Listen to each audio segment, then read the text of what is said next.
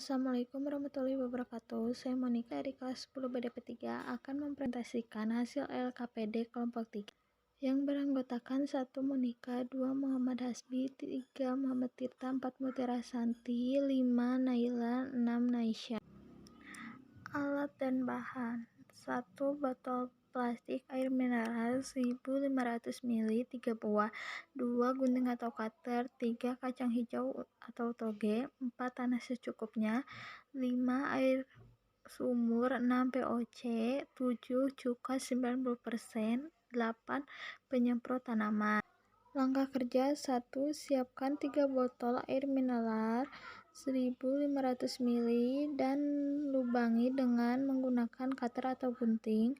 Kemudian tambahkan tanah secukupnya, dan ini adalah contohnya. Semaikan kacang hijau untuk toge di wadah untuk dibenihkan. Kemudian tunggu sampai muncul kecambah. Ceritakan berapa hari waktu yang diperlukan untuk perkecambahan kacang hijau dan lampirkan dokumen fotonya. Jawaban: waktu untuk kecambah tumbuh yaitu sekitar 1-2 hari. Ini adalah contoh fotonya. 3. Pindahkan kecambah kacang hijau ke dalam pot botol plastik yang telah dibuat. Berikan identitas yang berbeda pada masing-masing pot botol plastik dengan spidol permanen atau kertas label. Botol plastik 1 menggunakan air, botol plastik 2 menggunakan POC, botol plastik 3 menggunakan cuka 90%. Foto pot yang telah disemai perkembangan kacang hijau yang diberi label. Ini adalah contoh pot botol 2 yang menggunakan POC. 4. Setiap hari pukul 9 WIB dan pukul 4 WIB, semprotkan air POC dan air cuka ke pot yang sesuai dengan nama atau identitas yang diberikan selama 5 hari. Amati dan ceritakan hasilnya.